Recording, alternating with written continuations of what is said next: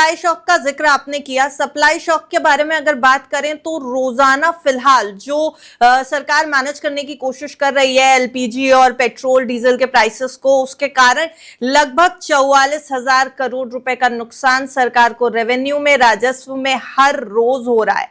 कब तक ये नुकसान उठा पाएगा भारत? क्या सरकार को कुछ और मेजर्स लेने की जरूरत है या फिर आम आदमी के ऊपर ये ट्रांसफर बहुत जल्दी हो सकता है? जी हाँ, ये तो ट्रांसफर होगा ही। अभी तो क्योंकि 5 राज्यों में इलेक्शन आ रहे हैं अप्रैल में, तो तब तक तो सरकार वो नहीं करेगी। वो थोड़ा बहुत उन्होंने एविएशन टरबाइन फ्यूल में कर दिया, कमर्शियल सिलेंडर पे कर दिया, प्रीमियम जो पेट्रोल वगैरह पे कर दिया। पर ये चीज तो मतलब यही है कि हमारा बजट में डेफिसिट बढ़ता जा रहा है। इसीलिए सरकार ने economic stabilization fund 1 lakh crore रुपए का अनाउंस किया, जिसमें कि फाइनेंशियल ईयर में 56,000 करोड़ की उन्होंने बात की।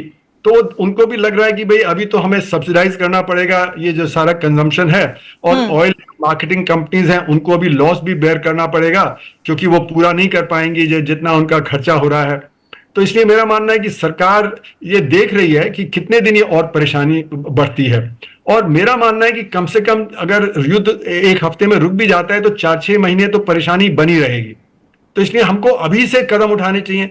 हमें इंतजार नहीं करना चाहिए कि इलेक्शन खत्म हो जाए तब हम जो कदम उठाएं, क्योंकि अगर हम जो वो कदम नहीं उठाते हैं जो जरूरी है, जैसे कि हम ऑस्ट्रेलिया में उन्होंने कहा, और ये मैं बात पिछले 25 दिन से कह रहा हूं कि हमको प्राइवेट ट्रांसपोर्ट से पब्लिक ट्रांसपोर्ट की तरफ शिफ्ट करना चाहिए। पब्लिक ट्रांसपोर्ट को और सस्ता कर देना चाहिए, जिससे कि ज्यादा लोग उसको इस्तेमाल करें, तो उससे हमारे तेल की बचत होगी।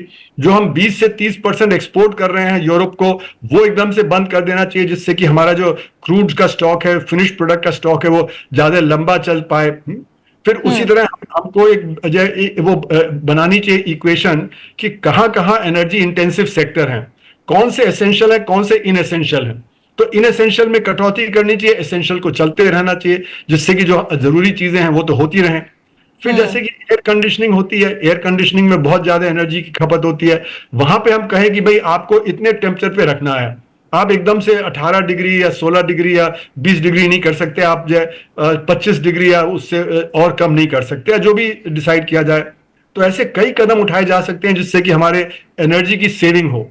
और फिर लॉन्ग टर्म में या मीडियम टर्म में हमको सब्स्टिट्यूट्स ढूंढने पड़ेंगे कि जो आज कर रहे हैं। क्योंकि प्रॉब्लम क्या है कि योम किपुर वॉर में भी 1973 में ये एनर्जी शॉक आया था, पर उस समय हमारी निर्भरता इतनी ज्यादा नहीं थी तेल पे, हमारी गैस पे निर्भरता नहीं थी। घरों में लकड़ी या कोयला इस्तेमाल होता था, अब गैस इस्तेमाल होती है।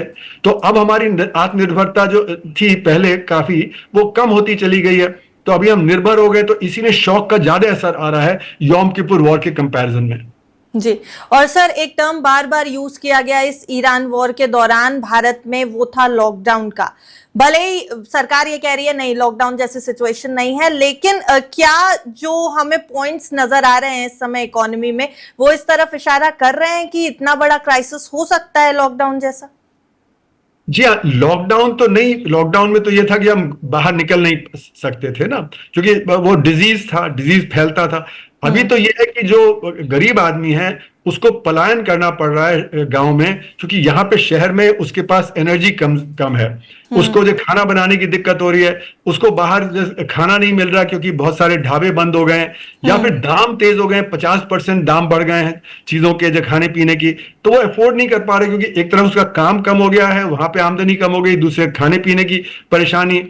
अब मेरा ही जो मालिश वाला है वो गाँव चला गया है, क्योंकि यहाँ 5 लोग हैं, उसको जो गैस नहीं मिल रही, गैस ब्लैक में मिल रही है। जो 100 रुपए का जो किलो सिलेंडर था, वो मतलब जो भरते थे सिलेंडर में, वो 500 रुपए कर दिया है, वो अफोर्ड नहीं कर सकता इतना, तो इसलिए वो गांव चला गया।